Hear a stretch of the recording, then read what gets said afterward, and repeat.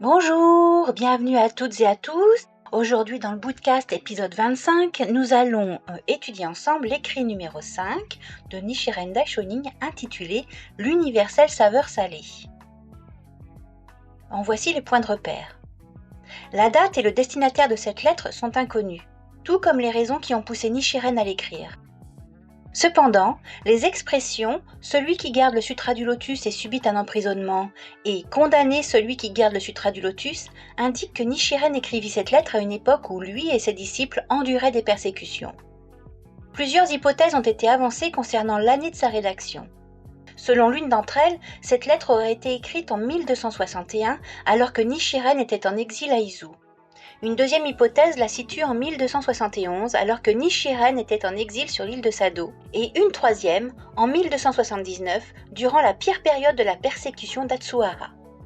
Parmi toutes ces hypothèses, 1261 semble la plus probable. Dans cette lettre, Nichiren dit qu'il existe 6 sortes de saveurs, parmi lesquelles la salée est la plus importante. Sans sel, tout aliment paraît insipide. Par cette analogie, Nichiren entend indiquer que les sutras ne dévoilent leur véritable signification que s'ils reposent sur la vérité révélée dans le sutra du lotus. Puis il cite les 8 caractéristiques mystérieuses de l'océan qui sont énumérées dans le sutra du Nirvana. Mais alors que le sutra du Nirvana s'attribue apparemment ces caractéristiques, Nichiren soutient qu'elles servent en fait à louer la supériorité du sutra du lotus. Dans la partie finale, Nichiren compare le sel dans un pot ou dans une cuve de conserve au vinaigre à un pratiquant du sutra du lotus et le sel de l'océan au Bouddha Shakyamuni. L'eau salée dans un pot ou dans une cuve connaît un flux et un reflux semblables à ceux de l'océan et par analogie, emprisonner un pratiquant du sutra du lotus revient à emprisonner le Bouddha Shakyamuni. Voici donc l'écrit numéro 5 de Nichiren Daishonin intitulé « L'universelle saveur salée ».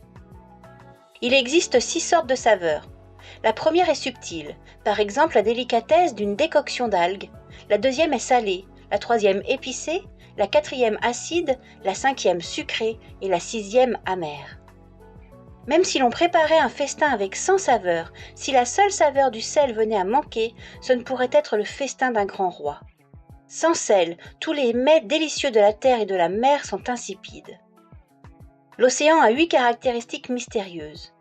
Premièrement, il devient peu à peu plus profond. Deuxièmement, du fait de sa profondeur, il est bien difficile d'en sonder le fond.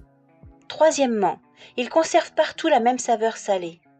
Quatrièmement, il est régulièrement soumis au flux et au reflux des marées. Cinquièmement, il contient diverses réserves à trésors. Sixièmement, il existe des créatures de grande taille qui résident en son sein. Septièmement, il refuse d'abriter des cadavres. Huitièmement, il reçoit tous les fleuves et toutes les fortes pluies sans croître ni décroître. Le sutra du Nirvana compare, il devient peu à peu plus profond, au sutra du lotus, qui conduit tout le monde sur la voie du Bouddha, depuis les hommes du commun à la compréhension insuffisante jusqu'aux sages les plus instruits. Quant à la métaphore, du fait de sa profondeur, il est bien difficile d'en sonder le fond, elle signifie que le monde du sutra du lotus ne peut être compris et partagé qu'entre Bouddhas, alors que ceux qui sont au stade de l'illumination presque parfaite ou en dessous sont incapables de le maîtriser. Il conserve partout la même saveur salée, revient à comparer tous les fleuves dépourvus de sel à tous les sutras autres que le sutra du lotus qui n'offrent aucun moyen d'atteindre l'illumination. Le sutra du Nirvana compare l'eau de tous les fleuves qui coulent vers la mer, où elle acquiert la saveur salée, aux gens de facultés diverses instruits par les différents enseignements provisoires et qui atteignent la voie du Bouddha en adoptant la foi dans le sutra du lotus. L'image « il est régulièrement soumis au flux et reflux des marées » illustre le fait que les pratiquants de la loi merveilleuse atteindront immanquablement le stade de non-régression même s'ils devaient perdre la vie.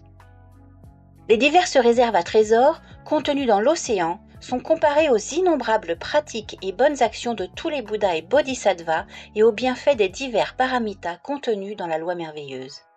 Il existe des créatures de grande taille qui résident en son sein, signifie que, grâce à leur grande sagesse, les Bouddhas et Bodhisattvas peuvent être appelés créatures de grande taille et que la grandeur de leur corps, de leur esprit de recherche, de leurs traits distinctifs, de leur force pour vaincre le mal, de leur enseignement, de leur autorité, de leurs pouvoirs transcendantaux, de leur compassion et de leur pitié émanent tous naturellement du Sutra du Lotus.